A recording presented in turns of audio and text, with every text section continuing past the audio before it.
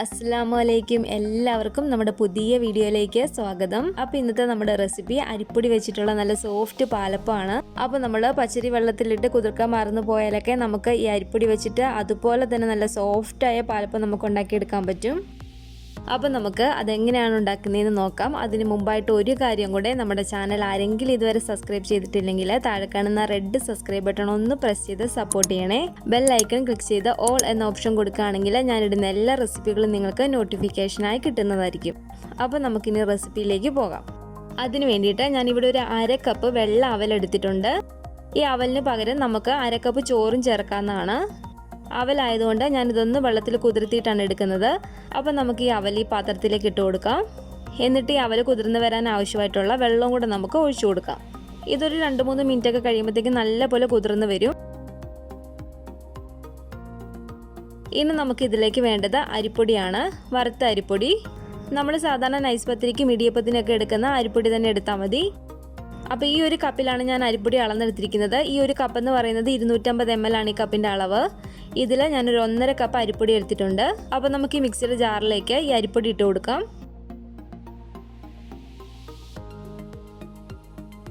ഇനി ഇതിലേക്ക് വേണ്ടത് തേങ്ങയാണ്. ഞാനിവിടെ ഒരു 1/2 കപ്പ് തേങ്ങ എടുത്തിട്ടുണ്ട്. ഈ തേങ്ങയും കൂടെ നമുക്ക് മിക്സിയുടെ ജാറിലേക്ക് ഇട്ട് കൊടുക്കാം.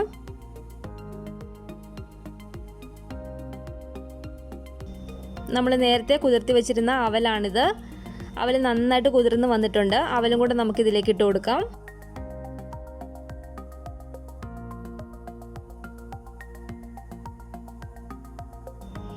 ഇതിലേക്ക് ഒരു 1.5 ടീസ്പൂണ് പഞ്ചസാരയും കൂടെ നമുക്ക് ചേർത്ത് കൊടുക്കണം. പഞ്ചസാരയുടെ അളവ് നിങ്ങളുടെ താല്പര്യത്തിനനുസരിച്ച് ചേർത്ത് കൊടുക്കാവുന്നതാണ്. അപ്പോൾ ഞാനിതിലേക്ക് ഒരു 1.5 ടീസ്പൂണ് പഞ്ചസാരയും കൂടെ ഇട്ട് കൊടുക്കുകയാണ്. ഇതിലേക്ക് ഒരു 1/2 ടീസ്പൂണ് ഈസ്റ്റും കൂടെ ചേർത്ത് കൊടുക്കാം. ഇനി നമുക്കിതിലേക്ക് ചേർത്ത് കൊടുക്കേണ്ടത് വെളിച്ചെണ്ണയാണ്. ഞാനിവിടെ 1 ടീസ്പൂണ് വെളിച്ചെണ്ണ എടുത്തിട്ടുണ്ട്. ഈ വെളിച്ചെണ്ണയും കൂടെ നമുക്കിതിലേക്ക് ഒഴിച്ചു കൊടുക്കാം. ഇനി ഇതിലേക്ക് ആവശ്യമായിട്ടുള്ള വെള്ളം ചേർത്ത് കൊടുക്കണം. നമ്മൾ അരിപ്പൊടി അളന്നെടുത്ത സെയിം കപ്പിൽ തന്നെ ഞാൻ 2 കപ്പ് വെള്ളമാണ് ചേർത്ത് കൊടുക്കുന്നത്. അപ്പോൾ 2 കപ്പ് വെള്ളം ചേർത്ത് കൊടുത്തിട്ട് നിങ്ങൾക്ക് കുറച്ച് കട്ടിയായിട്ട് തോന്നുന്നുണ്ടെങ്കിൽ നിങ്ങൾക്ക് കുറച്ചും കൂടെ വെള്ളം ചേർത്ത് കൊടുക്കാവുന്നതാണ്. ഞാനിപ്പോൾ ഇവിടെ 2 കപ്പ് വെള്ളം ഒഴിച്ചു കൊടുത്തിട്ടുണ്ട്. നമുക്കിത് നന്നായിട്ടൊന്ന് അരച്ചെടുത്തിട്ട് വരാം. നല്ല പോലെ അരഞ്ഞു കിട്ടണം. അപ്പോൾ ഞാനിതിവിടെ നന്നായിട്ട് അരച്ചെടുത്തിട്ടുണ്ട്. നമുക്കിതൊരു വലിയ പാത്രത്തിലേക്ക് മാറ്റി കൊടുക്കാം. മാവ് ഒഴിച്ചു കൊടുക്കുമ്പോഴത്തേക്കും ഇതുപോലെ കുറച്ച് വീതിയുള്ളൊരു വലിയ പാത്രത്തിലേക്ക് ഒഴിച്ചു കൊടുക്കുന്നതാണ് നല്ലത്. ഇത് പുളിച്ച് വരുമ്പോഴത്തേക്കും കുറച്ചും കൂടി ഇത് പൊങ്ങി വരും. അപ്പോൾ ഇതുപോലെ വീതിയുള്ളൊരു വലിയ പാത്രത്തിലേക്ക് മാവ് ഒഴിച്ചു കൊടുക്കുക. നമുക്ക് ഇനി തവി വെച്ച് നന്നായിട്ട് ഇതൊന്ന് മിക്സ് ചെയ്യാം.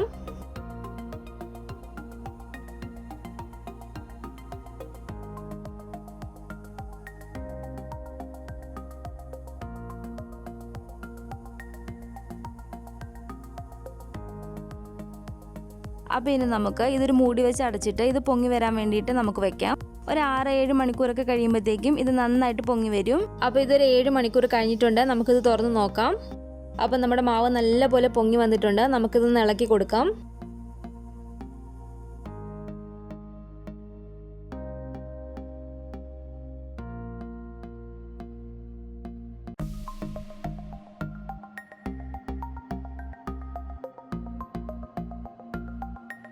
ഇനി ഈ മാവിലേക്ക് ആവശ്യത്തിന് ഉപ്പും കൂടെ ചേർത്തിട്ട് നമുക്ക് നന്നായിട്ടൊന്ന് മിക്സ് ചെയ്തിട്ട് എടുക്കാം.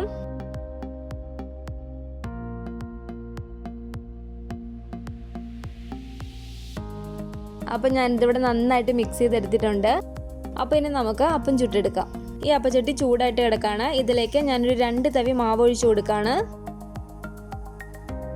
എന്നിട്ട് നമുക്ക് ഇതുപോലെ ഒന്ന് ചുറ്റിച്ചെടുക്കാം.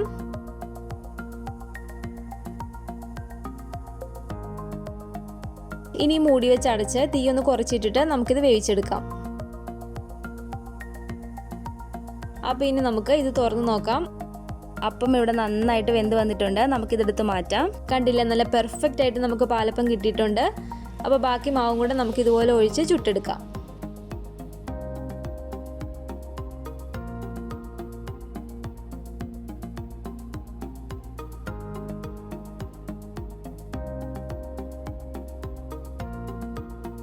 അപ്പോൾ നമ്മുടെ പാലപ്പം എല്ലാം ഞാൻ ഇതുപോലെ ചുട്ടെടുത്തിട്ടുണ്ട്. അപ്പോൾ ഇനി നമുക്ക് ഈ പാലപ്പത്തിനോട് കൂട്ടാൻ വേണ്ടിയിട്ട് നല്ലൊരു കറിയും കൂടെ ഉണ്ടാക്കാം.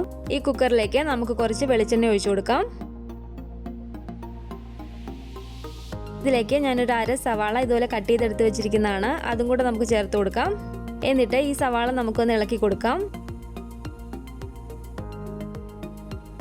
ഇതിലേക്കൊരു 3 വെളുത്തുള്ളി ചെറുതായിട്ട് കട്ട് ചെയ്തതാണിത്. അതും കൂടെ നമുക്ക് ചേർത്ത് കൊടുത്തിട്ട് ഇളക്കിയെടുക്കാം. ഒരു 3 പച്ചമുളക് നെടുകെ കീറിയതിട്ട് കൊടുക്കുകയാണ്. ഒരു തക്കാളി ഇതുപോലെ ചെറുതായിട്ട് കട്ട് ചെയ്തെടുത്ത് വെച്ചിരിക്കുന്നതാണ്. അതും കൂടെ നമുക്ക് ചേർത്ത് കൊടുക്കാം. ചെറിയൊരു ഉരുളക്കിഴങ്ങ് കട്ട് ചെയ്തതും കൂടെ ഞാൻ ചേർത്ത് കൊടുക്കുകയാണ്.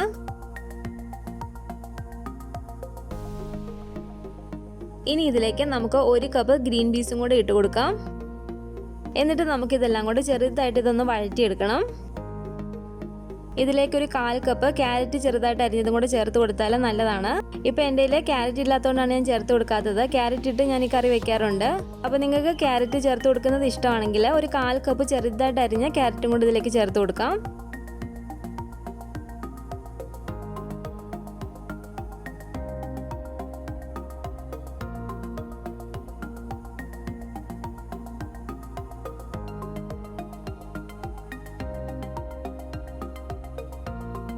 ഇതിലേക്ക് നമുക്ക് കുറച്ച് കറിവേപ്പിലയും കൂടി ഇട്ടിട്ട് ഒന്ന് മിക്സ് ചെയ്തിട്ടെടുക്കാം.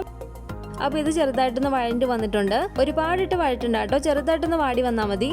അപ്പോൾ ഈ സമയത്ത് നമുക്കിതിലേക്ക് ഒരു 1/4 ടീസ്പൂൺ മഞ്ഞൾപ്പൊടി ചേർത്ത് കൊടുക്കാം. ഒരു 1/2 ടീസ്പൂൺ ഗരം മസാലയും കൂടെ നമുക്ക് ചേർത്ത് കൊടുക്കാം. എന്നിട്ട് നന്നായിട്ടൊന്ന് മിക്സ് ചെയ്തിട്ടെടുക്കാം.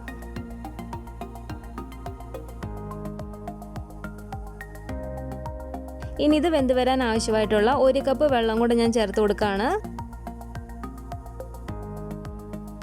ആവശ്യത്തിന് ഉപ്പും കൂടെ ചേർത്ത് നമുക്കിതൊന്ന് മിക്സ് ചെയ്തെടുക്കാം.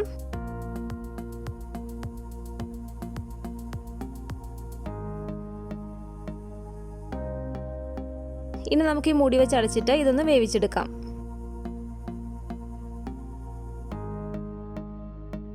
അപ്പോൾ ഇതൊരു 2 വിസിൽ വന്ന് ഒരു 5 മിനിറ്റും കൂടെ ചെറിയ തീയിലിട്ടതിന് ശേഷം ഞാൻ ഓഫ് ചെയ്തിട്ടുണ്ട്. അപ്പോൾ ഇതിൻ്റെ ആവിയൊന്ന് പോയി വരുന്ന സമയം കൊണ്ട് നമുക്ക് തേങ്ങ അരച്ചെടുക്കാം. ഞാൻ ഇവിടെ ഒരു 3/4 കപ്പ് തേങ്ങ എടുത്തിട്ടുണ്ട്. ഈ തേങ്ങ നമുക്ക് ഈ മിക്സിയുടെ ജാറിലേക്ക് മാറ്റി കൊടുക്കാം. ഇതിലേക്ക് ഒരു 1/4 ടീസ്പൂൺ പെരിഞ്ജീരകവും കൂടെ നമുക്ക് ചേർത്ത് കൊടുക്കാം. എന്നിട്ട് ഇതൊന്ന് അരഞ്ഞു വരാൻ ആവശ്യമായിട്ടുള്ള വെള്ളം കൂടെ ചേർത്ത് നമുക്കിത് നന്നായിട്ടൊന്ന് അരച്ചെടുക്കണം. നല്ല പേസ്റ്റ് പരുവത്തിൽ അരച്ചെടുക്കുക.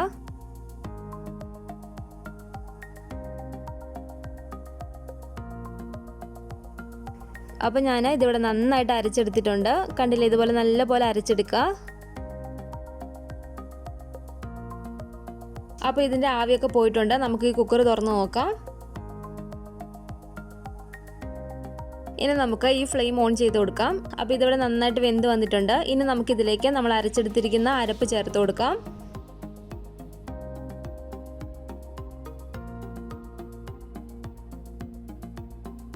ഈ അരപ്പും കൂടെ ചേർത്തിട്ട് നമുക്ക് നന്നായിട്ടൊന്ന് ഇളക്കി കൊടുക്കാം.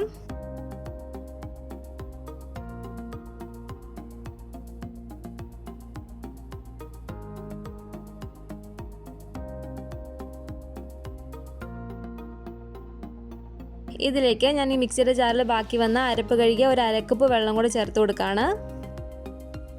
ഈ വെള്ളം കൂടെ ചേർത്ത് നമുക്ക് നന്നായിട്ടൊന്ന് മിക്സ് ചെയ്തിട്ടെടുക്കാം.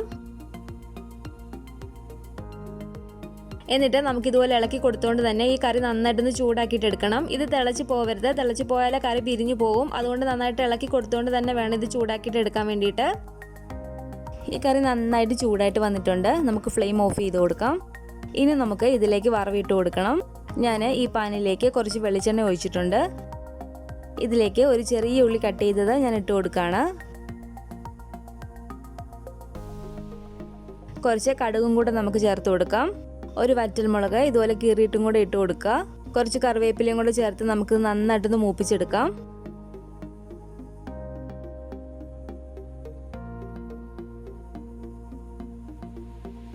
ഇതിവിടെ നന്നായിട്ട് മൂത്ത് വന്നിട്ടുണ്ട്. നമുക്കിതിനെ കറിയിലേക്ക് ഒഴിച്ചു കൊടുക്കാം.